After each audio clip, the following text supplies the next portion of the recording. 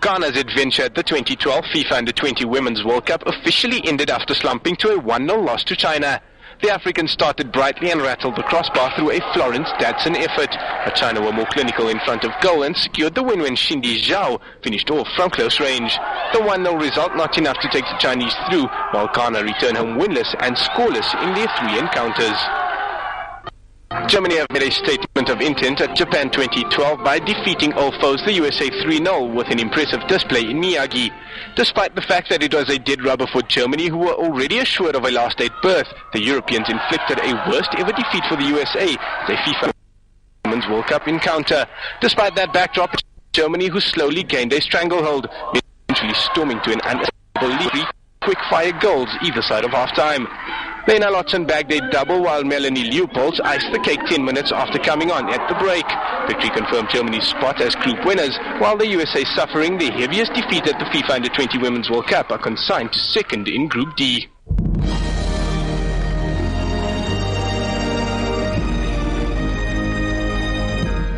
Right, so that was a recap of the happenings from the Ladies World Cup, where you saw Ghana losing to China 1-0, and a lot of you are commenting on Ghana's defeat. Richard Osei says the inclusion of Modric in the Madrid team will have no impact on the team. Is Modric better than Ronaldo? Then they must forget a trophy this season, and he sends greetings to Joseph and Agbenyego.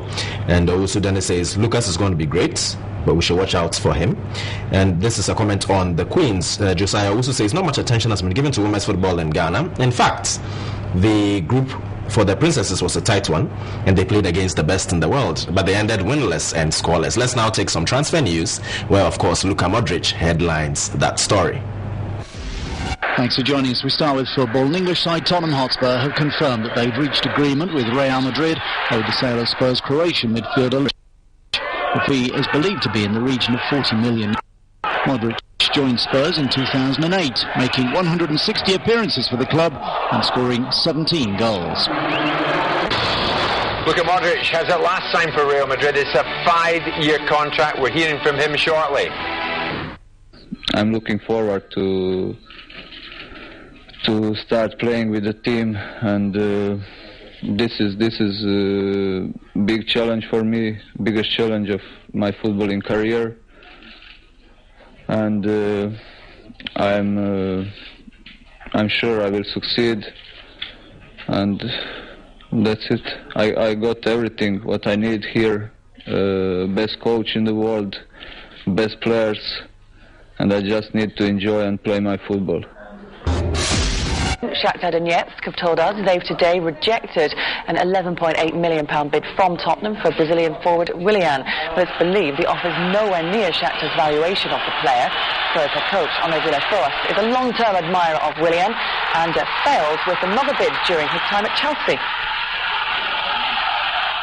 As a player that I was interested last year, an extremely talented player. You know, I wouldn't want to go very, very deep, because I feel that it will be disrespectful for Shakhtar, which is a club that I have a good relationship with.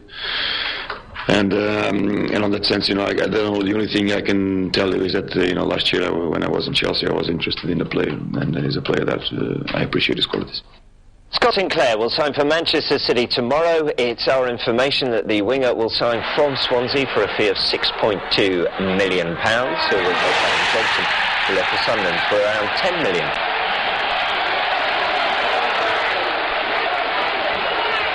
We have our target, and I hope that we can close in the next 5 days. How many players would you expect? 10, 15. Scott Sinclair, Roberto, anything? Maybe, but I don't know. We can say the name. We have 5 days, and in 5 days we know. Joey Barton hopes to finalise his move to Marseille this week after accusing QPR of trying to force him out of the club. The midfielder is currently serving a 12-match ban for his behaviour at Manchester City on the final day of last season. He's again turned to Twitter to express his frustration at how he's been treated and revealed his heart is already in the Stade Velodrome. So Barton looks to be on his way, but QPR haven't given up hope of signing Michael Dawson. We understand they will resume talks with the Tottenham defender today. The two clubs have already agreed a fee of £9 million.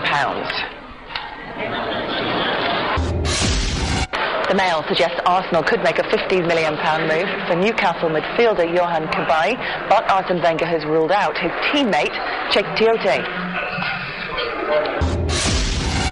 Kevin Doyle could be the latest big name to leave Wolves. The Mirror claims Everton and Aston Villa want the Irishman. The Mail says Blackburn are preparing a £4 million move for Southampton striker Ricky Lambert and could offer David Goodwillie in part exchange. While the Star says Stoke manager Tony Pulis is hoping to finalise a double deal for Tottenham's Michael Dawson and Tom Huddleston by Friday's deadline.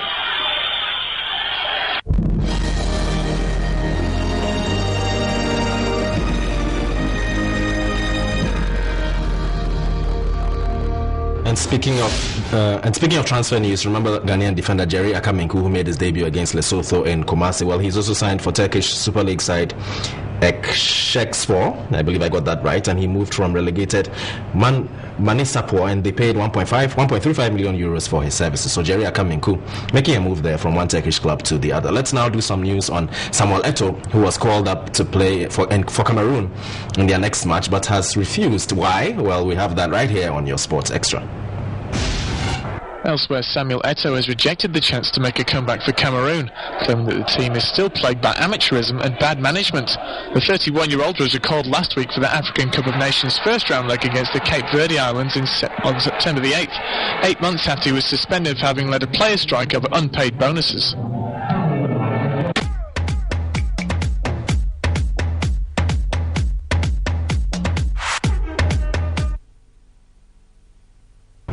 Right, so we have a few minutes left, which means that we can return to the US Open. We showed you the story on Kim Clijsters, who is playing her last tournament as a professional tennis player. So let's now see how the defending champion, Sam Stosur, got on in her first match back at Flushing Meadows. Welcome to the programme. We start with tennis at the US Open, where Sam Stosur has got off to the perfect start after she raced to victory against Petra Martic. The 7th-seeded Australian is defending her title at Flushing Meadows in New York and looked every bit the reigning champion as she took the opening set with ease. And there was more of the same in an easy second set for Stosur, finished 6-1, 6-1. And next up for the Australian is either Edina Galavitz-Hall or Stephanie Vögler.